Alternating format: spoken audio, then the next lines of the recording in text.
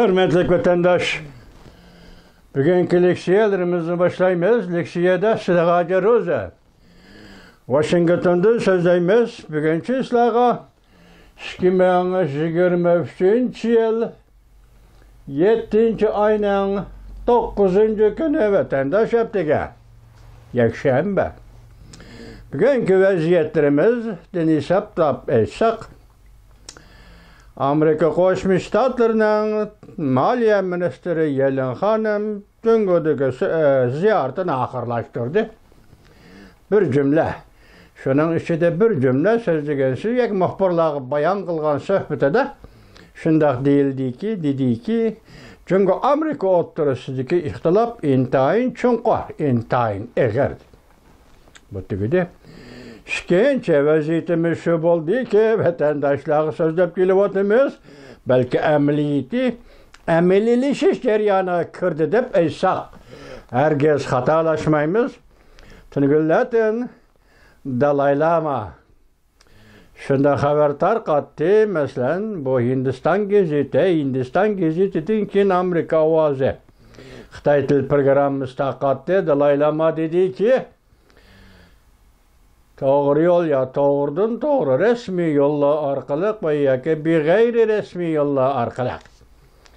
Çünkü hükümet hazır men bilen deydi. Men bilen degende Dalai Lama bilen körüşüşünü, sözleşini halaydıqallığını bildirdi deydi.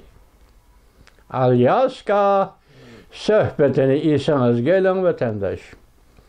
Hazır Amerika Koşmuş Ştatları ile Cungo oturusundaki soğudağa münasebetlik talaş tartışla en asaslığı işkinesiga mesela gallium, germanium ya ki germanium deydiğim bu şunda iki metal.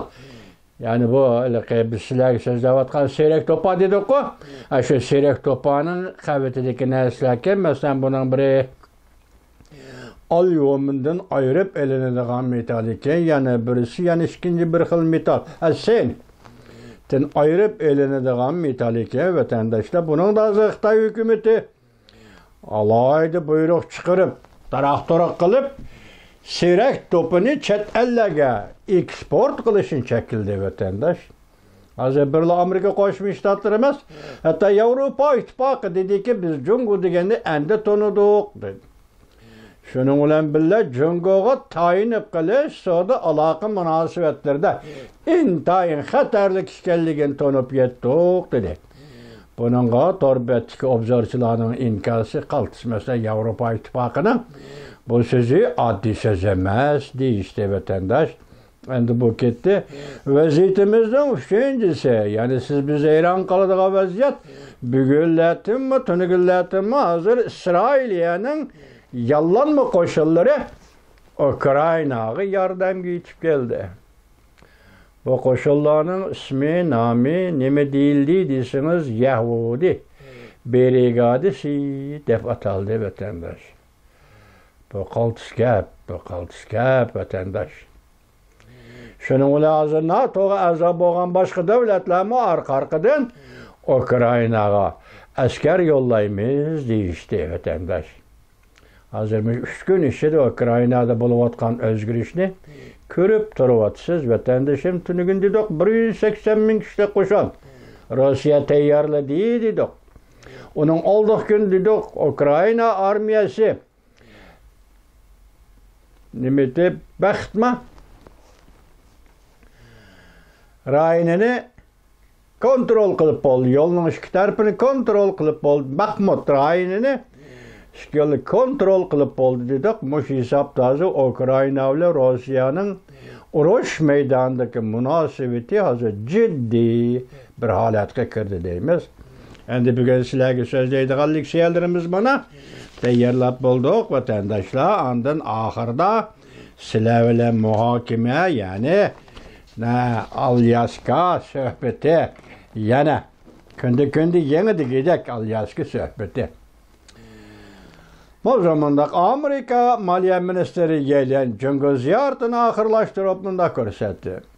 Cungo ile Amerika intayin zor ihtilafga kirip kaldı. Mavzula haber 7. ayının 8. gün Venvitor betedi ilan kılındı haber mındak başlandı.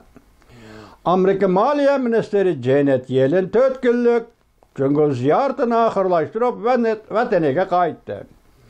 9. günü yani 7. ayının 9. günü Amerika Maliye Ministeri Yellen Beijing'de muhbirlarını kütüveliş yığını da mındak görsetti. Cüngül ziyareti jarayonida 10 saatçı vakit içinde köplegen Cüngül rehberleri bilen görüştüm. Neticeler bevosita bo'ldi. Mohiyetlik ve ünümlük bo'ldi.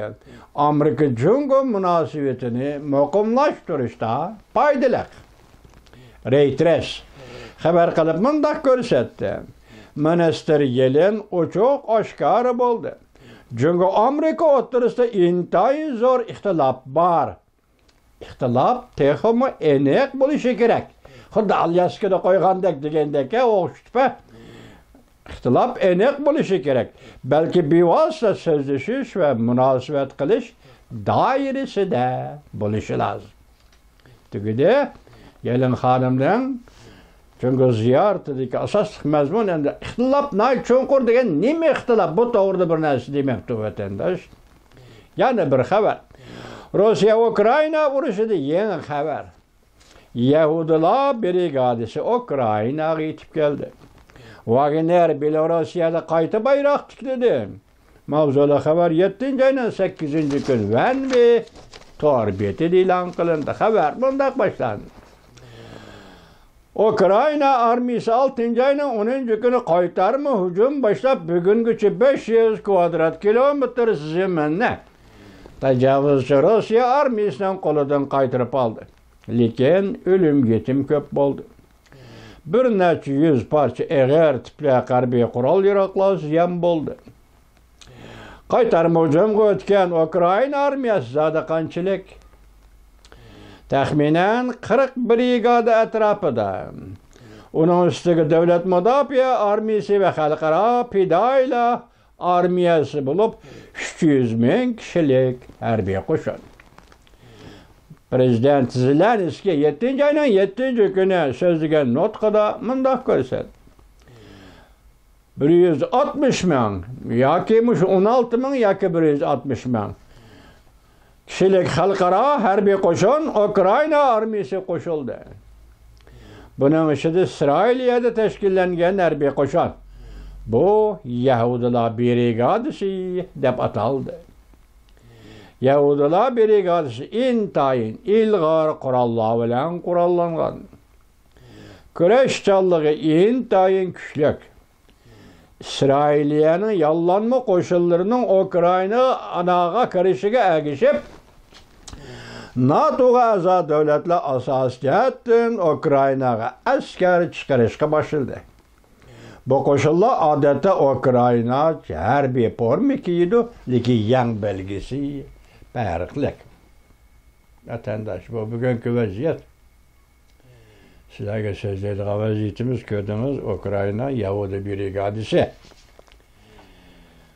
Bu gaplar siz ajablanadigan, hayron qiladigan gap emas, bir-birini qo'llashga. Isroiliyada aytganda Ukrainani qo'llash, Ukrainada aytganda Isroilni yordam berish, urush payti bu bo'lib turadigan ishkami. Buni hayron qolmaymiz. Endi nima xalqaro yordamning shiddatli kelayotganligidan urushning oqibati qanday bo'ladi deb Moşa to'g'rida hayron qolamiz vatandosh.